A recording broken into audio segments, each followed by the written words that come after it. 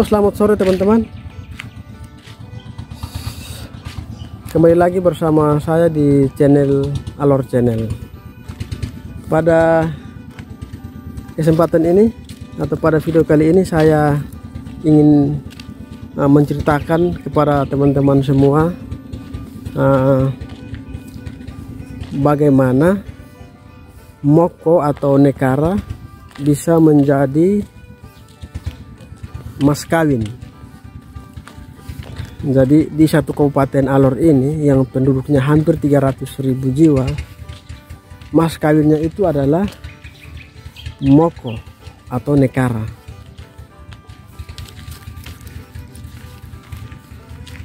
Sebenarnya ceritanya panjang, tapi saya coba meringkasnya sebisa saya.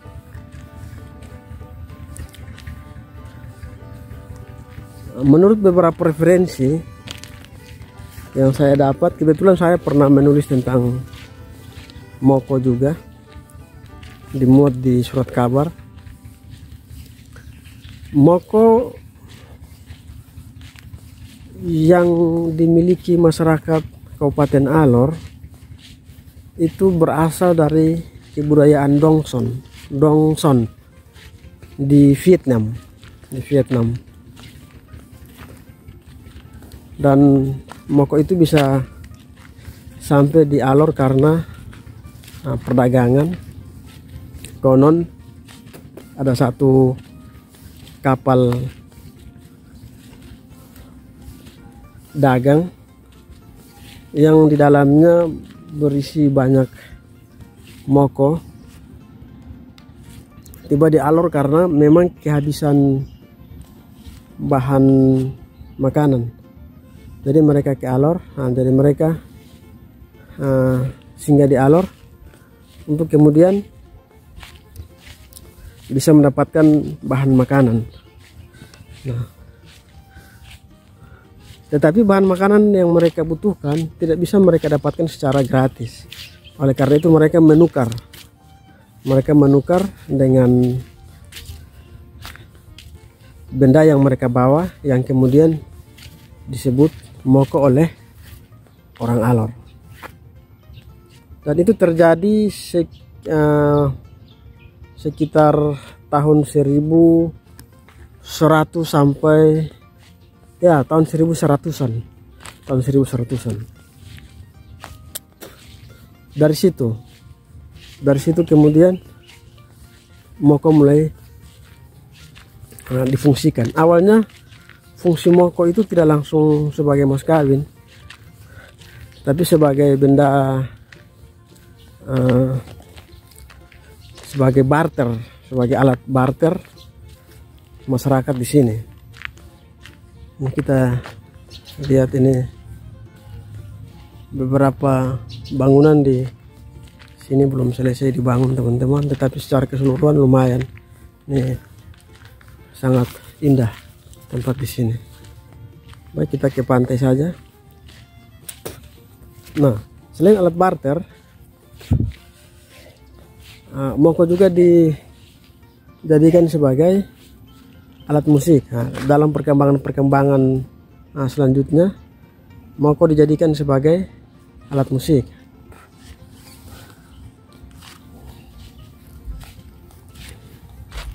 Terus kemudian dalam perkembangan selanjutnya, moko kemudian dijadikan sebagai alat belis atau mahar atau mas kawin. Jadi teman-teman, selain moko dari Vietnam atau dari kebudayaan Dongson, moko juga berasal dari Cina, sehingga di Alor ini bertebaran ada banyak jenis moko.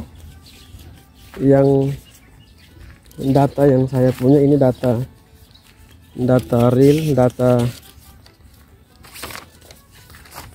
ada sekitar 46 moko dari berbagai etnis. Jadi ada sekitar 46 moko yang tersebar di berbagai etnis di alor. Tiap etnis itu motifnya berbeda begitu.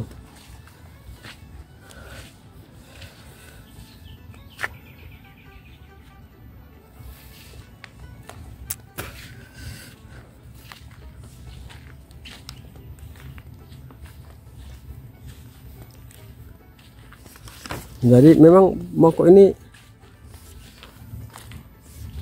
betul-betul menjadi mas kawin di Kabupaten Alor. Jadi kalau laki-laki di Alor kalau mau menikah harus memiliki moko. Kalau misalkan kecuali yang calonnya atau mempelai perempuannya itu bukan dari Alor, itu bisa berbeda ceritanya. Tetapi kalau perempuan atau calon istrinya dari Alor, itu otomatis moko. Tidak ada tawar menawar, moko. Tergantung jumlah mas kawin, tergantung status sosial si calon istri tersebut. Kalau misalkan status sosial calon istrinya dari kaum bangsawan, berarti itu bisa 5-10 moko. Tapi kalau masyarakat biasa itu cuma 2-4 moko. Terus kemudian harga moko. Moko rupanya cukup mahal, teman-teman. Moko rupanya cukup mahal. Satu moko itu bervariasi, harganya 2 jutaan atau 5 jutaan ke atas, bisa sampai 15 juta, 20 juta, tergantung motif moko, jenis moko maksudnya. Jadi setiap jenis punya harga yang berbeda-beda. Terus kemudian ada beberapa suku di Alor punya menilai moko itu berbeda. Jadi misalkan moko A di etnis A itu rendah nilainya, tetapi kalau moko A tersebut kalau di etnis lain itu nilainya tinggi begitu. Jadi misalkan moko 7 anak panah, ada satu jenis moko di Alor yang namanya 7 anak panah, itu kalau di suku A nilainya tinggi, tetapi kalau di suku B nilainya rendah. Demikian pula dengan nilai moko yang tinggi di suku B,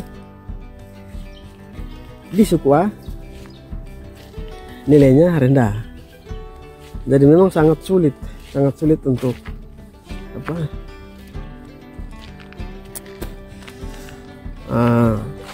memastikan harga moko sebenarnya di Alor itu seperti apa, karena dia berbeda-beda. Jadi begitu. Oke teman-teman, ini saya sambil mengajak teman-teman berjalan-jalan di sekitar pantai wisata Mali.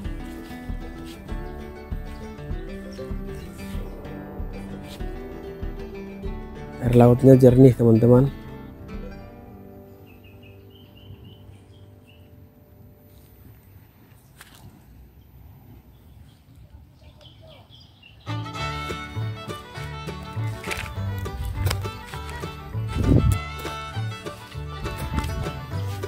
Oke teman-teman,